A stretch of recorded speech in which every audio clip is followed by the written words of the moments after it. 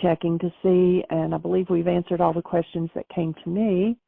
I did have one gentleman who had written and wanted to know about the colophon page in the Kobores, and he had actually sent me a couple of pictures and said that he thought those were the same as our Kobores manuscript, and I explained to him that Michael, as director, did not speak, write, or read the Aramaic, that the translators did that work, and that back when the manuscript was being carbon dated, and when Eric Rivera and his group were doing the digital imaging, we have to rely on what the translators did back then. Eric had to do several things to be able. That page was one of the most messed up pages in the Kobores, and so they had several things that they had to do to be able to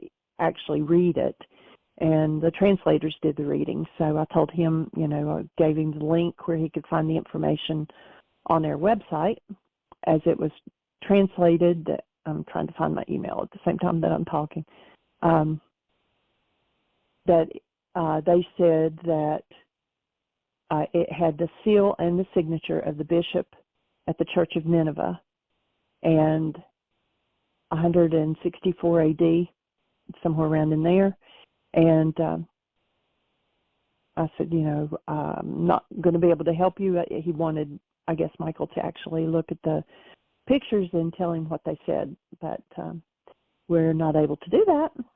And so anyway, I hope that satisfied his question.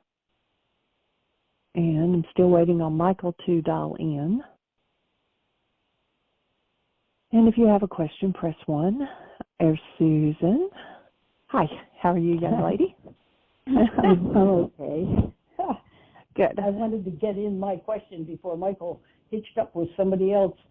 I have been not spending tremendous amounts of time on Michael's essay, or whatever you call it, that he's posting and editing as he posts and so forth. But I wanted to ask him what the major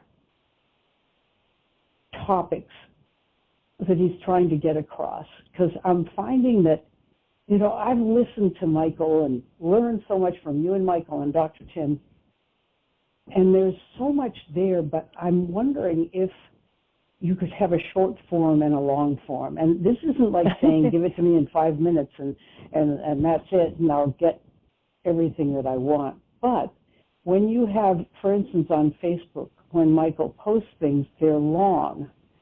And most people I've watched, on a subway or something, people scroll through pretty fast and they just go right by it. They don't read all that. Even if it's the best stuff in the world, they probably won't read it on Facebook. And I know you're dealing with your website too, and it's probably available like in the newsletter. But I was wondering, I know he's talking about forgiveness as seeing the other as innocent and allowing the person to be who they are rather than letting somebody off the hook. He's also talking about the fact that what is inside of us is what we see everywhere. Everything is a projection and therefore an illusion. And we live in a world where we tend to blame and feel like victims. And we need to take full responsibility for our own reactions. There are probably several other major categories that he's covering. The business of aiming for world peace is so crucial, and generational patterns needing to be looked at. I know I'm going all over the place too, but I was wondering if Michael has at the top of his mind the main things he wants to get across, and whether of those, what is the most important one, especially for what's happening in the world right now with the Middle East and with our political system. And well, he is with us now, so Michael, can you summarize what your article that you're still editing and everything, what the main focus is that you're aiming for there. Well, certainly I recognize that people's attention spans are, we've been trained by the, what did somebody say recently? I read that to have the attention span of a gnat. And that's about what the culture has trained us for. And so putting the information out in every format possible, the long, the short, when I put something out that's longer on Facebook, I know that most people are going to scroll right by it, but there'll be, the one person who'll read it. One of the other projects that we've just started on is that Jeanie has started doing short videos on our YouTube channel and posting those on Facebook. And so one of the projects I have in my mind is, and these things have to be 60 seconds or less. So one of the things I'm going to do is I'm going to take that article and I'm going to break it into 60-second sound bites, do videos and post them on Facebook, post them on, and with a link to the whole article on our homepage, so that should people choose to do more with it, then they can go and, right from that 60-second video, catch the whole article. So, and I'm anticipating that at some point I will also create a video of the whole article as well. But so, putting it in every format possible is kind of the objective, and we just keep moving it forward. Great, that's a great idea. And videos, God, everybody watches videos all the time. I have a friend who's my age who said, I'm writing a book about reading and the first printing press and all that stuff. And she said, I predict that in 15 or 20 years, people won't be reading at all. And I thought, whoa, I hadn't thought of that. I hope that's not true. But well, I think there are enough people that really cherish reading that the children are going to be inspired just the same. But yeah, it is. I mean, even face-to-face communication. We've sat in restaurants and watched kids that are texting to each other, sitting across the table from each other. It's just it's bizarre, but that's the culture. Right. And of course, kings need stupid people, because that's the only way that you can get somebody to go and steal. I say kings need stupid people. People that are dumbed down and are available at a minute's notice to go and kill an enemy and steal their stuff for the king. Sadly, that's part of the culture. Been around for a long time, and I think that's why we have so much hostility and fear going on. It's a program, and it's be confronted individually and collectively, and let's clean up the mess. So. Well, that's what you're trying to do with this paper. And I've been slowly going through it, doing my own private, you didn't give me permission, copy editing. And I may never finish it, but it was to make it into what you're already saying you're doing is kind of the bites, so that I could drop a sentence and it'll blow somebody's wig off. You have so many issues, so much to teach, that it must be hard to kind of rein it in. Building the brain cells. And certainly as you're reading that, any notes, any thoughts, any additions, deletions, shifts, better ways to say it, please drop me a note. I want all the feedback I can get. Well, you're good. You've been asking for that, and that's why I said about do it. I've been very preoccupied with other things. I've gotten, it's about 15 pages single space, and I've probably done up to page 6. So I'm getting there, but it's going to take a while more. But if you want, I definitely can continue doing that for what it's worth, and you can just use it or not. Please. I've done a lot of copy editing though, and I love doing it. It's a pleasure, and it's a great way to reinforce and relearn stuff. It's my way of digesting material. Perhaps what you could do you have Microsoft Word? Probably most It's everybody pages. I don't. Microsoft Word's on That's my perfect. Mac. I have Pages, but I know you could copy the whole thing and put it right back into Word, and it would accept it. And then it would make a Right. comparison with yours, but I don't have that capability on my computer. Well, most programs, word processing programs, have an edit mode, markup mode. And Yeah. if you would do that edit markup mode, and if I can convert it back to, I have an IBM system. If you could do edit markup, then I can go through and look at, even the subtlest little thought, and of course any grammatical corrections. That'd be wonderful to have. Well, part of this is tricky too, because sometimes I take a sentence or two that you put in one place and I put it somewhere else where it seems to fit better. And so I don't know if they Well, can if you can do that that. in markup edit, then when you send the file back to me, I've got exactly what your thoughts are, and I can just go through and click, yes, accept, edit, no, yes, yes, yes, yes. Wow. That sort of thing. So I'll have to put myself in learning mode again, because I know nothing about that on Pages at all. So I'll see. But I do have your original. I would think if it's a word sure processor, I kept it. Yeah. it would have a markup mode. And you can also just type in, thoughts. Gee, Michael, you have to clarify this sentence structure, or this idea doesn't quite fill out the blanks. And then I can go back and look at that feedback. And anybody that's willing to do that, I'd love to have every bit of feedback that I can get. That's how Why Is This Happening to Me Again happened. Wow. It was not a one-person project. I love your openness. You're very open. Some authors don't feel that way. That's wonderful that you're open to that. Well, I think somebody once said, it was very popular, saying that it takes a village to raise a child. And I think it takes a village to heal the insanity that we're in.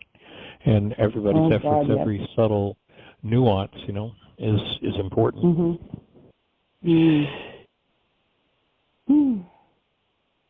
So I am absolutely open for that. Oh, great. Okay. And Jeanie is heading off this week for a little vacation with a friend of hers. And so I'm going to have the week, and I'm planning to do some of these 1-minute video clips. And I'll let you know when I do. Oh, great. Okay. Cool. So how is Jonathan doing? Very, very, very poorly. Very poorly. I talked to Dr. Tim about it, how to be detached and loving and constructive when there isn't even much to work with right now. He is so low and so unavailable to look at even what anybody would look at, even in the most basic way, like you're adding alcohol to your pills that you're taking, and you numb yourself out, you get a little relief, and then you feel just horrible during the night and the next day.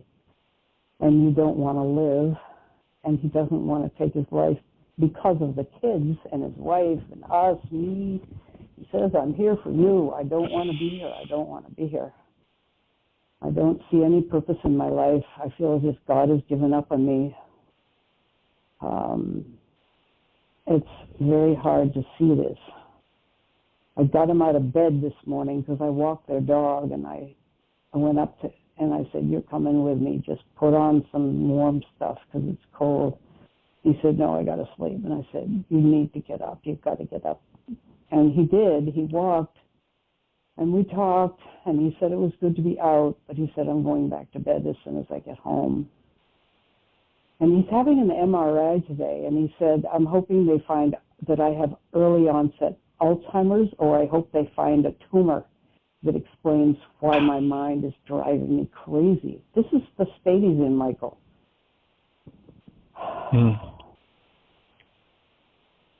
So I'm doing all the wake-up sheets I can, but it's very hard to not be feeling I wish I could get my hands on him. Yeah, you've Would he mentioned be open that. if I showed up? To his house? No, he probably wouldn't. And he's not open to the wake-up sheets. Dr. Tim has offered to have a session with him, which I would just love, but he isn't doing it. He's not available for that. I think he thinks of me, much as we're good friends and talk a lot, he thinks of me as a woo-woo in that department, alternative medical nut. And even though I feel as if I've given him the best witness I could for being as well and happy and I say anxiety-free, although I see anxiety creeping in all over the edges, and I do my wake-up sheets, and I'm doing my DNRS exercises, and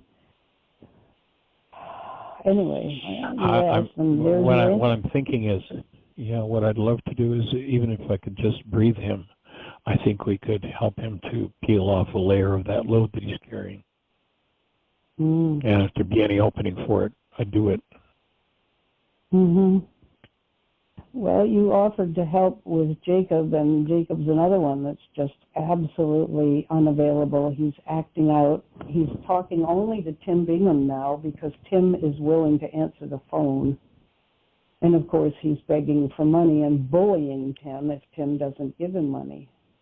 And he's down to the wire because at the end of this month, he has to leave his apartment. He's just graduated from college. Nobody went to his graduation because he disinvited all of us, and then he complained that nobody showed up. I mean, it's just absolutely Well, that's the alcoholic crazy. mind. That's what he's doing, That's and what he alcohol lies. does, unfortunately. Yeah, he says he's not drinking. He says, I'm clean. Why are you accusing me? And my daughter has offered him, she said, I'll pay rent in a sober house for you, and I'll pay for everything if you'll go to a sober house and get clean. That's it. That's what I offer you. Otherwise, you're on your own. And he says, well, I'm going to go live in a house with a woman who's selling drugs, and I'll sell the drugs with her. He's trying to blackmail us. And she says, if that's what you've got to do, you've got to do it. Go ahead. You don't have my blessing, but I can't do anything about it. She's being great. She's in Al-Anon, and she gets a lot of support from that. She gets the forgiveness work. We talk about that a lot. She's not on your show, but she understands the work you're doing. So, anyway, you've got a pretty raw report here, Michael.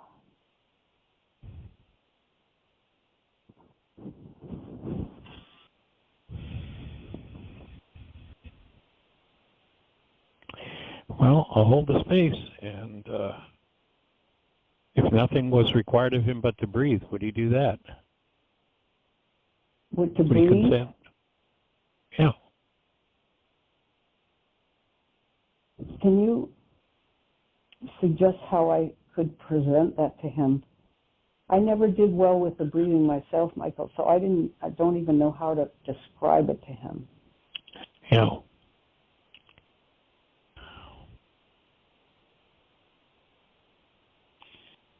You're sweet to offer it. It's really very nice of you. And I know you've offered stuff like that before.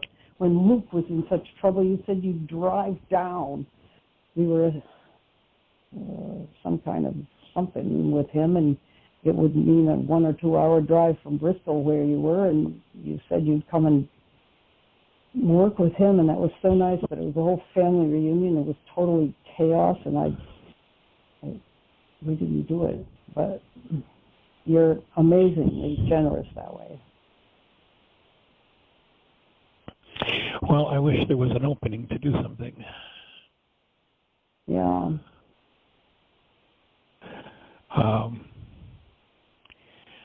I suspect that a couple of hours of hands-on work and he might feel something new happening in terms of life flow through him. So if there's any way to set that up, let's do it. Well, I'll offer it to him. I'll explain what you just said.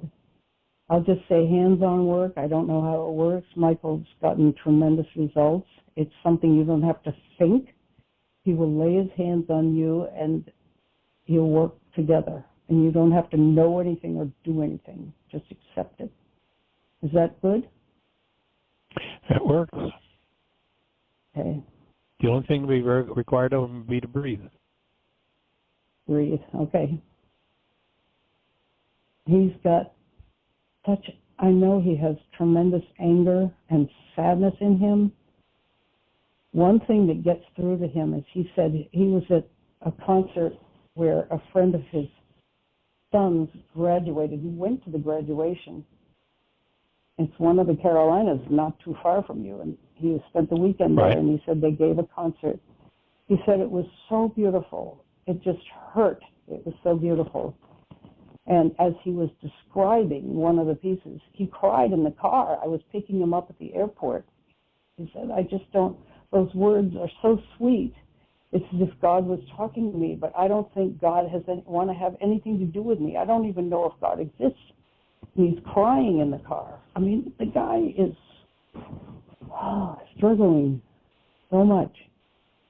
I'm thinking he ought to just go back to work and knuckle under and be a surgeon. And I said, it's not time yet. It's not time. You may or may not go back. He doesn't even want to sail on his sailboat. He says it's too strenuous. I can't do it. So thanks for listening to all that, Michael. That's a lot. You're trying to run a radio show. So. Well, and we're just doing what we're here for.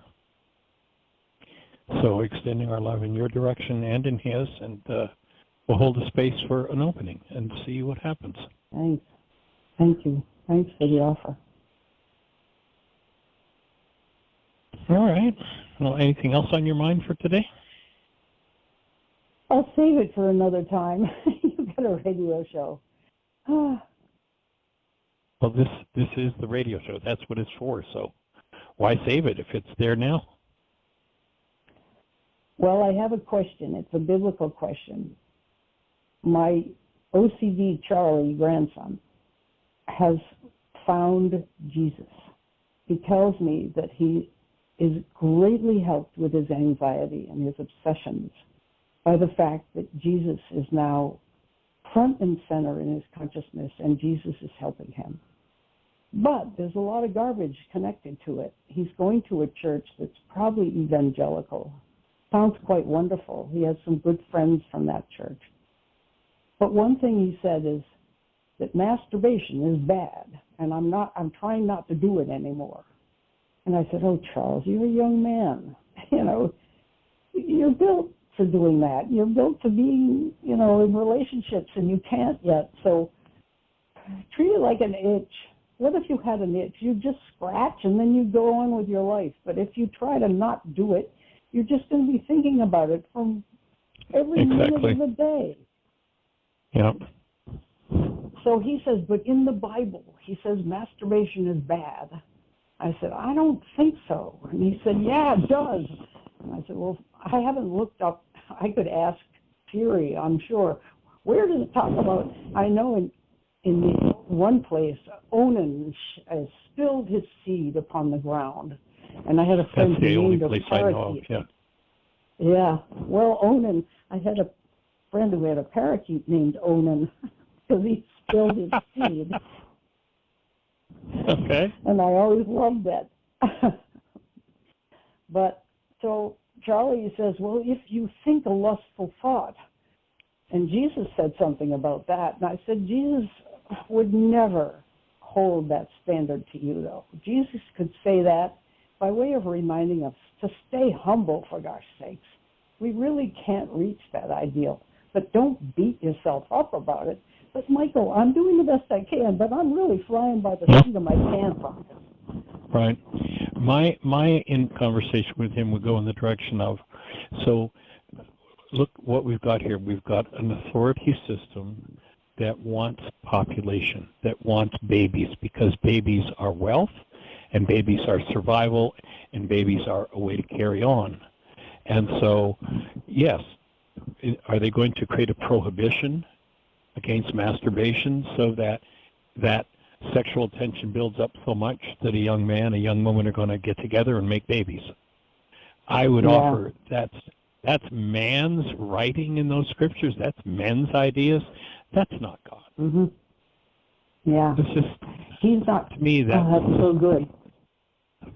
So maybe giving him that input to notice that there are things, one, that are misinterpreted, but two, that are more about what men want than what God had written. And that was I mean, let's face it, that same mindset's going on in this culture today. What are they talking about now?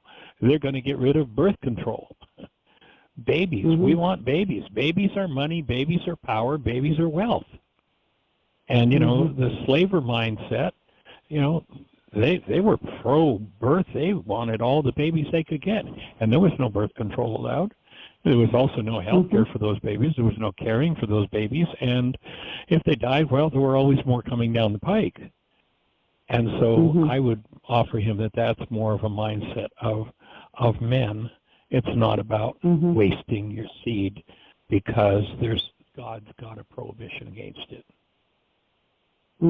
That's good. In fact, it's been proven that the genitals of a person who has abundant sexual expression are much healthier than those who have restricted sexual expression. That's good to know too. And so I would, you know, propose to him. Now, he wouldn't want to run back into his evangelical church and say, every word of the Bible isn't true because my grandmother said.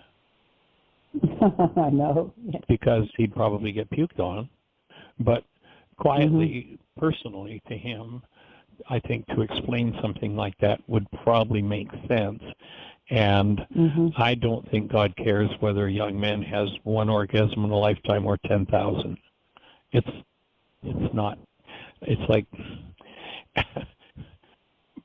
kind of pun intended, God's got bigger fish to fry. You know, well, you know, he did say that all sins are the same. A sin is a sin, and masturbation is a sin. And I'm saying, Charles, you think a sin like that is the same as a sin of murdering somebody? And he said, well, it says in the Bible, and I'm not very much of a Bible scholar. I can't really argue with him. Well, make sure he understands what the word sin means in the original terms. If he's found Jesus, make sure he understands what Jesus meant by the word sin. And it's an archery term, and it simply means off the mark. And so engage in energies off the mark. Condemning yourself, I would offer to a young man like that condemning yourself over the inclination to masturbate is a bigger sin than masturbation. That would be my offering. Okay, great. and then when he gets into that, and he's part of a theology that's about condemning, but then point out the sexual sin, quote unquote, of the woman who is caught in adultery. And the last analysis, what does Yeshua say? Neither do I condemn thee. Yes, there are people in the church that are still condemning. There are people in the church that are telling people that, and in the end times, you know, at the end of your life, Jesus will condemn you if you've sinned. They're still wanting him to play the role that he should be playing. And he was really clear when he was here. Neither do I condemn thee, even though clearly under that whole scriptural thing about sexuality, she deserved to be condemned. And he said, I'm not doing it. So, young man, follow Jesus' example. Let go of that condemnation. Live the sweetest, most loving life you can, and work through what you need to work through. But there is not going to be a last day where he's up there on a throne sending people to hell, condemning them for what they've done or haven't done, any more than God would do that. That's men. They wanted it from him then. They're still promoting it. Because it keeps people in fear. And fear is one of the worst demons there is that needs to be cast out. And sadly, much of churchianity relies on fear. So that's my take on it. I'm glad I've got this. That's great. I'm glad this is going to be in the archives because I'm going to take notes and make sure I got everything you suggested. That's very, very helpful, Michael. Thank you. Cool. We'll be holding the space. Thanks. Thanks, Michael. A lot. All right. Blessings. All right, Miss Jeanie. Do we have anything happening in the chat room or anything happening in the phone queue? We do have a hand up, and I believe Awesome. it is Say hello. Jamuna 808. You're on the air. Huh. I was just going to get to your question. Aloha. Jamuna, welcome. Can you hear me? You're loud and clear. Oh, okay. Yeah, first off, I wanted to say, I don't see the Mind Shift radio. Are you guys not doing that right now? Like on the app, I mean. Actually, I was planning on doing the Podbean this morning, but about 20 minutes before the show, I fell coming up the steps. So I don't have the Podbean. I don't have it going. Okay. I'm sorry. I was just asking because I thought that maybe it needed to be updated or something on my end. Yeah. But yeah, No, it's on my end. Oh, no. Okay. I hope you're okay. You sound okay. So yeah, my question is. I think she got an adjustment she wasn't expecting. And actually, as I worked on her neck, it was looser than it's ever been in the 20 years that I've known her. So I think she got just the perfect adjustment, but it was a little bit of a trauma. Oh, well, God works in beautiful ways, yeah? Yes, we'll hold the space for that. But so your question? Yeah, my question is about the forgiveness process. It's about the canceling the goal. I was listening to one of your videos, to make a long story short, and you talk about canceling the goal. I kind of get that, but then you say to, well, I'm not going to say it verbatim. You'll be able to correct me, but to become like the presence of love. Like, my question is, how do you you cancel the goal? Like, I'm going to cancel Michael needing to whatever. I cancel that. I see that, but then there's the step about handing it over to the Holy Spirit, or doing that breath. But what's the goal? Like, what's the canceling the goal? Like, you become the presence of love. I'm not. Do you understand what I'm saying? Like, what exactly do you do? Yeah. Okay. I got it. So we're going to change the order around a little bit on what you're perceiving so far. You'll remember that on step 4 of the worksheet, what you do, in step 3, you've identified the goal. In step 4, you're going to bring love present as powerfully as you can. And so whatever it is in you, let's back up and put some of the foundation behind it. Back about 30 years ago, I was doing an intensive at Heartland. And we had a pretty full house. We had probably about 50 people. And there was one person who was in an extremely traumatic amount of pain coming up in them. And they became the focus of the process in the workshop. And they went through such a dramatic transformation, such a dramatic shift, that everybody in the room could see that, what people might call a miracle happened. The change was just like monumental. And, I'm working to understand this process, understand as much as I can and how to teach it. And as I watched that happen, and, there are a number of other people in the room, and this was the only person that got that shift out of about 50 people in the room. So I'm puzzling. What's going on here? What made this happen for them, and it didn't happen for everybody else? Similar to the question you've heard me address before of the woman who has this 12-year issue of blood, has a pretty severe disorder going on for her, and she says, if she could just touch the hem of Yeshua's garment, then she knows she'd be healed. So she's in process. She's on the edge of doing a powerful piece of work. And when she says touch the hem of his garment, we're not talking about touching a piece of clothing that he's wearing. We're talking about stepping into an energy field, his energy field, that was more powerful than the one that she could handle, that she could create for herself. And she knew she needed that boost, that new level of vitality, in order to move through what she needed to move through. Now, that particular passage in the scriptures talks about the fact that there was a multitude. You know, I don't know how many people there are in a multitude. It might be 50, it might be 5,000. I don't know. But one person got a major shift. And it was the one who was willing and the one who was doing their work and the one who touched into a more powerful presence of love than she could provide for herself. And that physical disorder disappeared in that instant. So I'm sitting in the class, or I'm working with this class, and this woman gets this shift, and everybody sees it and everybody knows it, and I'm puzzling in my mind, what's going on here? What is it that's made the difference? You know, there are a bunch of other people here. Nobody else got that shift. And what I was told in that moment was that in order for healing to occur, two things have to happen simultaneously.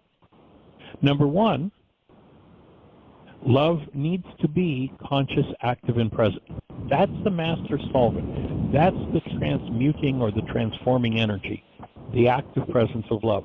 Not the mamby-pamby, sexual athletics thing that they call love in our culture, or self-sacrifice thing that they call love in our culture, but the actual active presence of a human life, of this love.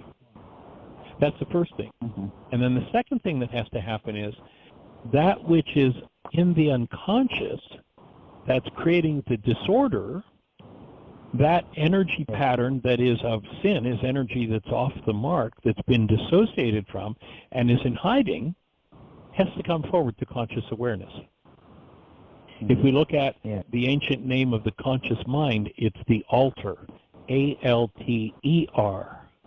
That's where we can alter or change something that is in the unconscious, and it needs to come forward to the altar. The altar, I would offer, is the conscious mind. So remember that perception is driven by goals.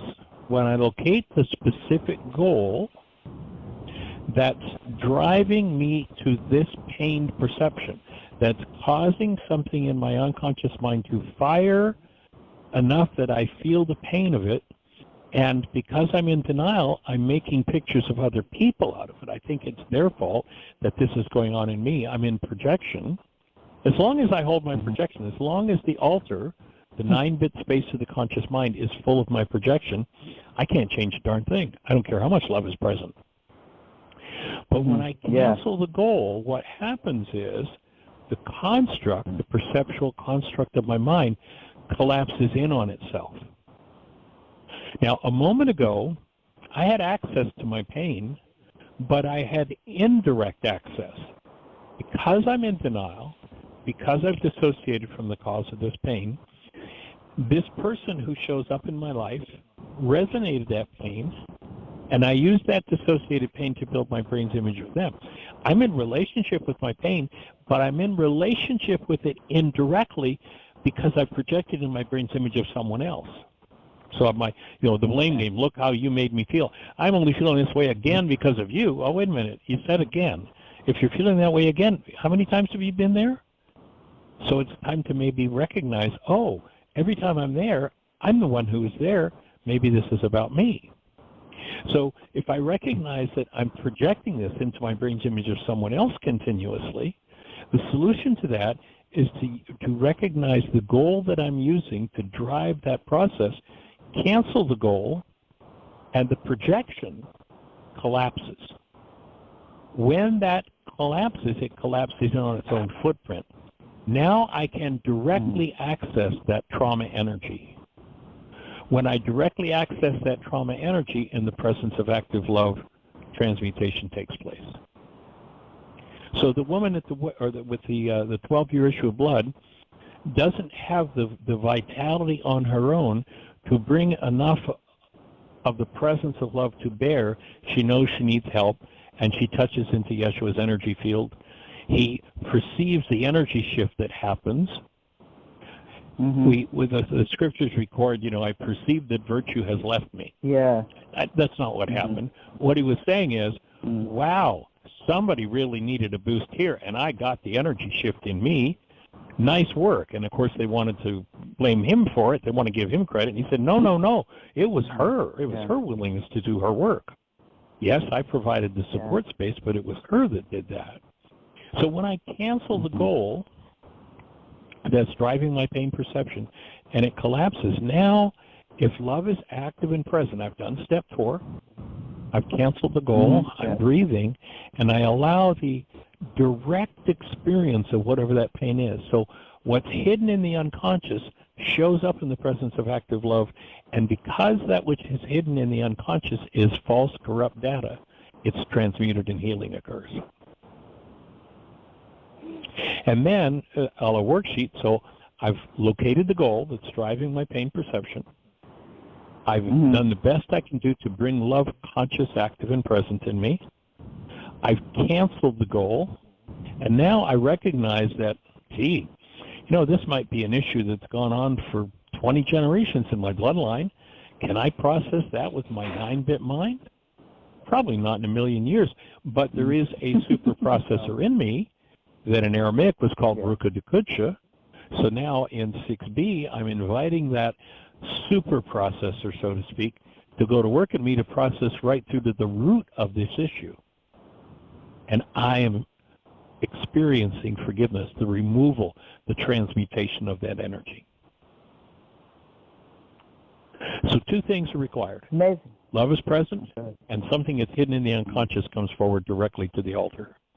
That's where the healing occurs. So, does that make sense? Michael, it does make sense. I think that I'm thinking that to invite the Holy Spirit right away, that's what active love is. Like when I see I'm projecting, I need someone to be a certain way. I see that, cancel the goal, and then I invite the Holy Spirit as the active presence of love in me. Well, first of all, it's going to be an act of volition. I am going to tap into however I choose to do that. You know, the way that I do it, you know, you've maybe heard me speak of this before. When my children were born, I got to catch them at home. We did home births. And my daughter in particular, as she was being born, when her head delivered into my hands, she opened her eyes, looked me crystal clear. You know, they say a baby can't focus, at least for the first several days. Her gaze was crystal clear into my eyes, and she grinned. And that sent me into another universe where the presence of love was so powerful that I couldn't even think a thought. Actually, the weekend she was born on a Friday afternoon at 4:40 in the afternoon. And I had a classroom in my home, and I had people arriving in my home for a class at 7 o'clock. When I answered the door, with the baby in my arm that was born 2.5 hours earlier and welcomed people into the classroom. Wow. When I went down to teach, I could not think a thought. There was no mind active in me. Wow. I couldn't think. It was like direct transmission. The way I explained it way back then, you know, my daughter's now 40-some, the way I explained it back then, it was as though my mind and my lips were buttered. Everything I said was just direct transmission. Wow. So man, I wish you are the presence of love. And the practice of bringing forward the presence of love is the practice of bringing forward your human life. I would see that as a shade different than once I've canceled the goal, then I invite Ruka Dukudsha. I'm inviting, remember, the definition in Aramaic of Ruka Dukudsha, which the Greeks called the Holy Spirit, is it's a feminine elemental force that undoes the effects of our errors and teaches us the truth. Yes. So I'm bringing love present. I'm canceling the goal that I've already previously identified. And now I'm inviting this, for want of a better term in our computer-oriented culture, I'm now asking the super processor to go to work in me. Undo the effects of my errors and teach me the truth. So that would be the intended flow of the worksheet. Yeah. Yeah. Being responsible. And breathe. And breathe. Yes. Yeah. Yes. Okay. And then you'd ask the question. It's a practice. Oh, no question about it. Yeah. Just the practice of standing in your own body as the space of active love, and recognize that if you lose the ability to do that, you have a problem. Now, the mind, of course, because virtually every one of us by the age of 4 was already brainwashed into being card-carrying members, very devout members of the one world universal religion of blame, the mind will always make up about it's always somebody else. That I'm only feeling this because of what you did. No, I'm feeling it's because I'm feeling what's going on in my structure. And it's time for me to grow up and be responsible for that rather than blaming everybody else, which is what the whole culture is doing. Yeah, that's what the crucifixion was about. If I can't hold to the presence of active love, I have a problem. Yeah. Not Bill has a problem, or Harry, or Mary, or Hortense. I have a problem. Now, Bill, or Mary, or Harry, or Hortense may also have a problem, but strictly speaking, if I can't hold to my human life, if I'm not deeply enough steeped in that practice, their problems are not my damn business. Yeah, exactly. My work is what I need to be doing. Yeah. And if I'm cleaning out, you had asked the question about hostility. If I'm cleaning out hostility, one of the things we know, remember that the universe works on the basis of energy, and one of the primary laws regarding energy is the law of resonance. And the law of resonance says that when two energy fields are in tune or in harmony with each other, there's an exchange of information between them, an exchange of energy. So a good example of that, if you take a middle C tuning fork and you hit it on a desk and you put it in front of a second middle C tuning fork, without being told to do anything, that second tuning fork starts to move. Because through resonance, there's an automatic transfer of energy between those two tuning forks. If I have an energy of hostility moving in my mind, in my physiology, then anybody in the neighborhood that's got hostility is going to tend to have the same energy move in them. And it's not a thing people do of volition, it's just a pure energy dynamic. So when I can grow up to the point where I own what's mine, and I honor truth enough to really be honest with myself, gee, if they're pointing their hostility at me, what's going on for me? Am I connected to love? Then I look at them and go, oh, you're pointing your hostility at me. Okay. No impact. But if I have dissociated hostility and they're pointing their hostility at me, then I'm going to tend to go, look at what you're doing to me. But that's mine. And the mind is so skilled at dissociating from its own content and literally making pictures of other people out of its own content that they really do show up in my mind. And I have a full visual confirmation that my lie is true, that what I'm feeling is caused by them. But of course, then I have to stop and think to myself, well, gee, I've been through this 87 different times with 42 different people. Maybe this really is about me. Maybe this really is mine. And then in the presence of that kind of an hostile exchange, I can soften, I can breathe, I can enter into my practice of bringing love present, and I can dissolve my own hostility. But I can't dissolve the hostility that's in me that I can't own. Yep. Yeah. Thank you. Thank you for the clarity. I'm really grateful for the worksheet. This worksheet, it really helps. But I just need a clarification on that one thing, because I was just like, So, yeah. That's what it takes. Constant practice and discipline, but it's worth it. I call it the rule of the 3 P's. Practice, practice, practice. That's right. Thank you so much, Michael and Miss Jeanie. You are welcome, and as Dr. Tim would say, deserving. Absolutely. I will come again some other time. I've been enjoying a lot of your videos right now, actually. Awesome. Yeah. Delighted to be sharing them with you. you. Thank you so much. Breathing with you. Joining you in the breath. Aloha. Aloha. Bye-bye. Bye. Well, we're down to 10 minutes. We've got time to take another question. If somebody presses 1, you're first in line without waiting. Well, that was a fast 10 minutes, or 50 minutes. I know. Someone press 1.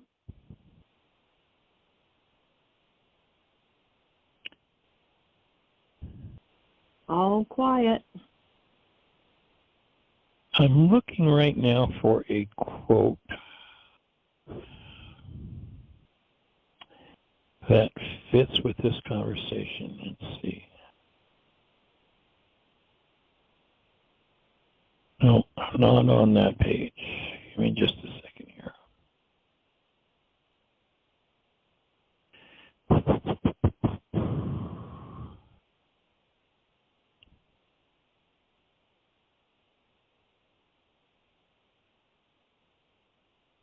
There's a writer who, I think he was Maine, who worked with A Course in Miracles. And he wrote a quote about what happens when we're ready to heal. His name's right on the tip of my tongue.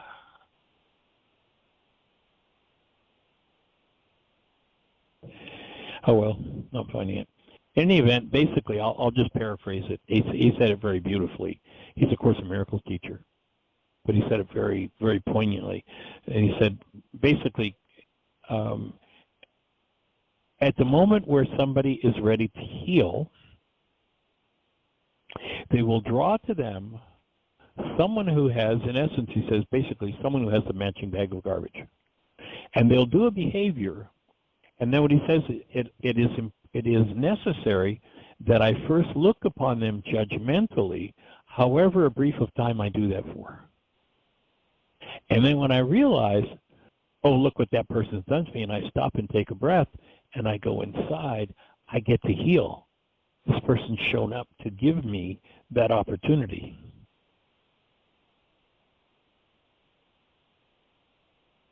And so, Jamuna, that's to me, that's exactly what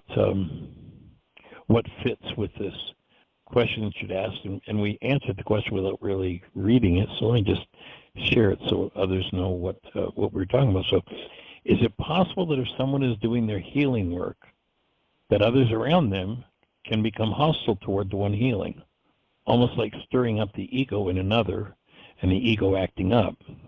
Well, basically, if I'm in a stirred state and I'm talking about somebody else's ego being stirred up, I've got an ego that's been stirred up, and that's projection. So when I'm ready to heal, yes, somebody's going to show up that's going to tend to trigger it in me. And when I'm not able to hold to the active presence of love, that's a moment at which I need to recognize, I need to breathe, and I have a problem. Now, of course, my mind can go off on a whole story, a whole rant about what they did to me and what they should have done, and if only they had, and on and on and on. But I need to own, at this moment, I'm the one with the hostility. And if I am, I will tend to attract others who have the matching bag of garbage, people who are in resonance with that. When I shift my resonance, when I let go of that, even the hostile person that shows up will tend to change their tune. And to me, that's the essence of the miracle. Call a miracle because they cannot see the invisible impact of a shift of energy within one mind and how that shift of energy impacts another mind. You know, the hostile mind calls forward hostile people. And if I'm willing to let loose of my hostility in that instant, rather than talk about the problem being their hostility, then I will tend to shift into another energy dynamic, and most often the people around me will tend to do the same because of that law of resonance, that law of energy exchange.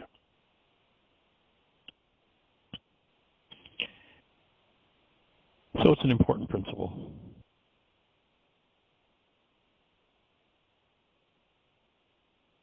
Still have this person's name right on the tip of my tongue.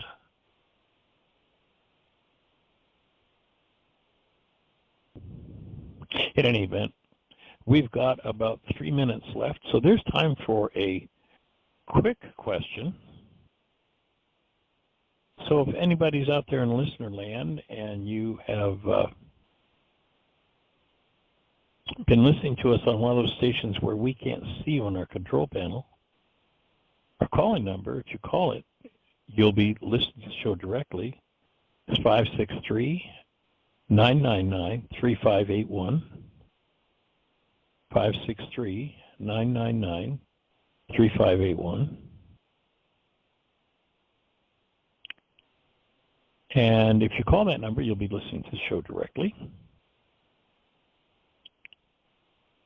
And then, if you push 1, we'll be having a conversation.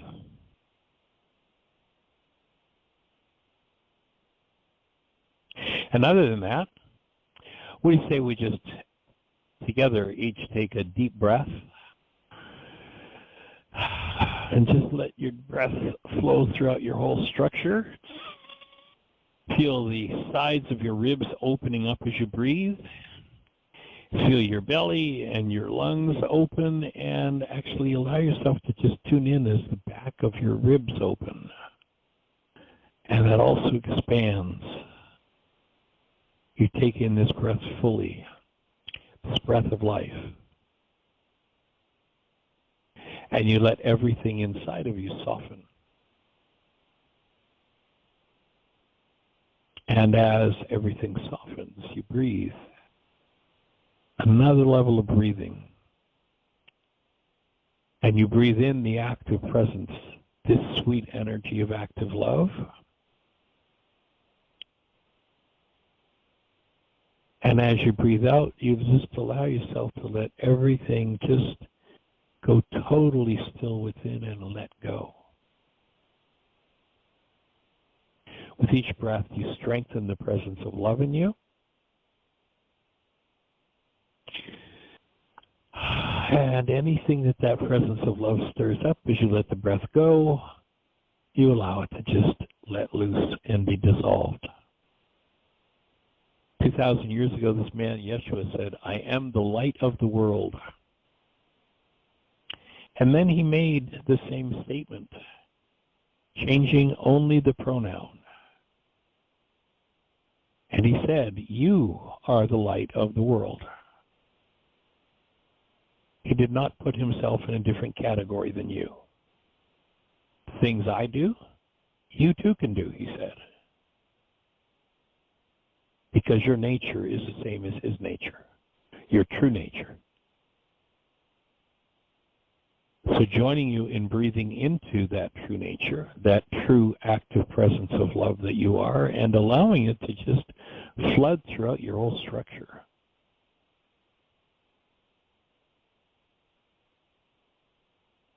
And know that anywhere there is any form of pain, it's because that part of your structure has been cut off from the active presence of love. And to breathe in deeply and fully is an opportunity to restore that active presence of love throughout your structure. Yes, there will probably be many things, many generational things that you'll need to let go of in order to fully embrace this presence of love. And it's as automatic as night follows day that if you breathe, the process happens.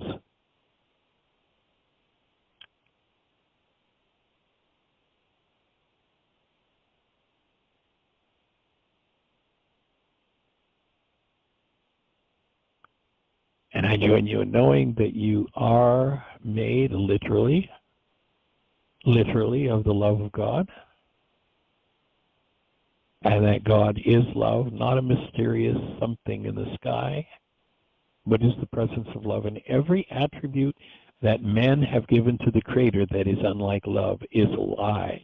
It's not true about the Creator, and it's not true about you.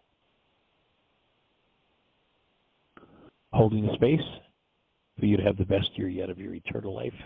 It's an awesome gift.